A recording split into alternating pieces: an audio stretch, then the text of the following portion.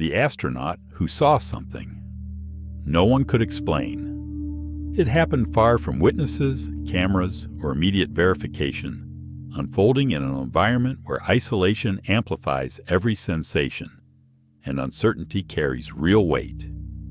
An astronaut trained to observe without emotion and report without speculation encountered something that did not fit training manuals, mission briefings, or any known category of space phenomena. To understand why this account continues to provoke debate today, we need to consider the psychological and technical environment of spaceflight itself. Astronauts operate in conditions of extreme confinement, constant risk, and absolute dependence on procedure.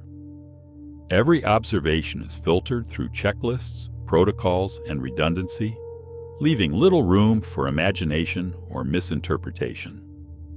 Modern missions still rely on this discipline because lives depend on it. That context is what made the report so unsettling. During an otherwise routine phase of the mission, something appeared outside the spacecraft that demanded attention. It was not debris, not a reflection, and not a known celestial object. Its movement did not align with orbital mechanics, and its behavior resisted immediate explanation, forcing the astronaut to choose between dismissing the observation or reporting it honestly. What followed was a moment of hesitation rarely acknowledged in official records. Spaceflight leaves no room for uncertainty, yet this was uncertainty made visible. The astronaut documented what was seen, aware that doing so could invite skepticism, scrutiny, or quiet dismissal, but equally aware that ignoring it would violate the very principles of exploration. As the mission continued, the object did not return, and no alarms were triggered, leaving behind only a record and a question. In the silence that followed, the encounter took on a different weight, no longer an isolated observation, but a reminder that even in the most controlled environment humanity has ever created, the unknown still finds a way in. After the initial report was logged, the response on the ground unfolded with careful restraint. Because space agencies are built to minimize uncertainty, not amplify it. Engineers and mission specialists reviewed the account line by line, comparing timestamps, telemetry, and camera feeds, searching for any conventional explanation that could resolve the anomaly without introducing new questions. Every familiar possibility was tested. Ice particles vented from the spacecraft, reflections caused by changing angles of sunlight, distant satellites crossing the field of view, and physiological effects linked to fatigue or stress were all considered. Each explanation addressed part of the observation, but none aligned perfectly with the astronaut's description, leaving small but persistent gaps that refused to close. What complicated matters was the absence of corroborating data. Instruments recorded nothing unusual, and cameras did not capture the event in a way that could be independently verified. In space exploration, data carries more weight than testimony, and without supporting measurements, the report occupied an uncomfortable gray area between technical record and personal experience. Privately, discussions grew more nuanced. Veteran astronauts acknowledged that space can present visual phenomena difficult to interpret in real time, especially against the vast, untextured backdrop of the cosmos. At the same time, they understood the credibility required to file such a report, knowing that training discourages speculation and rewards caution.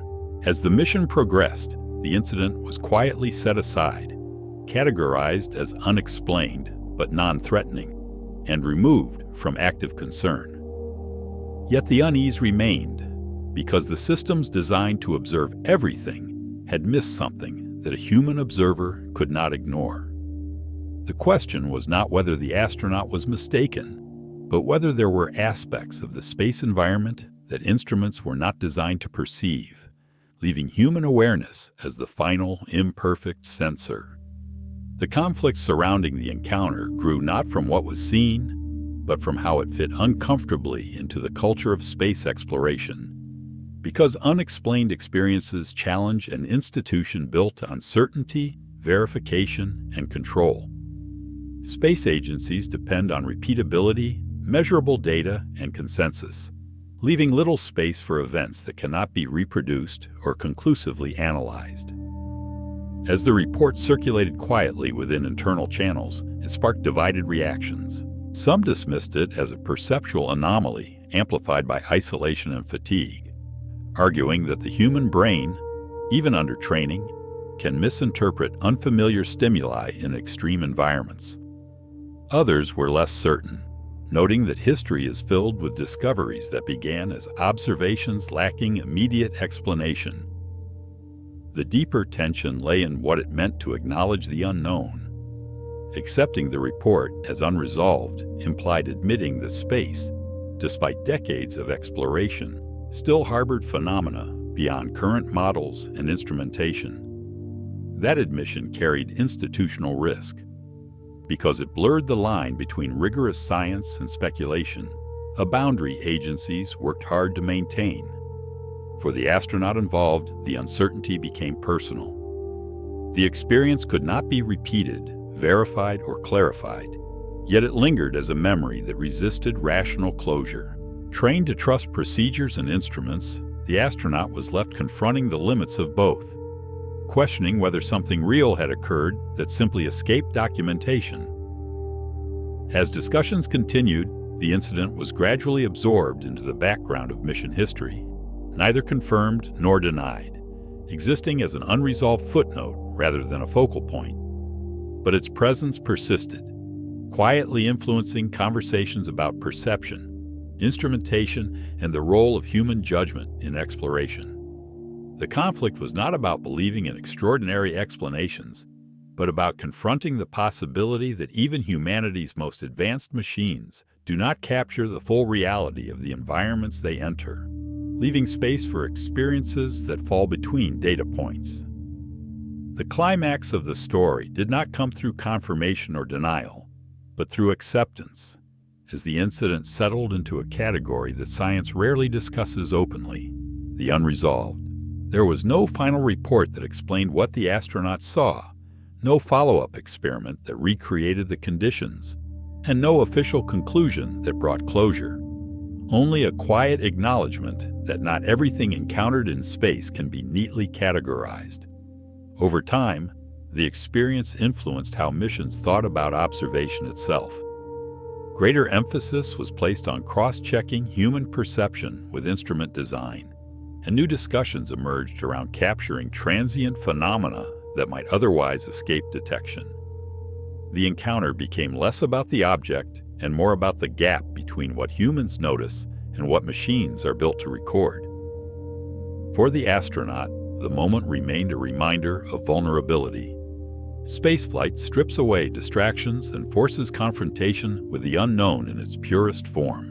In that environment, certainty becomes a comfort rather than a guarantee, and even the most disciplined observer can encounter something that resists explanation. From a broader perspective, the story reflects a deeper truth about exploration. Progress is not only driven by answers, but by the questions we are willing to preserve rather than discard. The unknown does not always announce itself with clarity. Sometimes it appears briefly, leaves no trace, and challenges us simply by existing. When we listen only to what fits our instruments, we risk missing what lies just beyond them.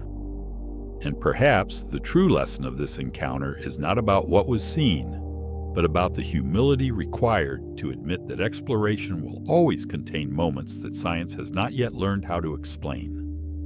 So what do you think? How much of the universe do we still fail to notice?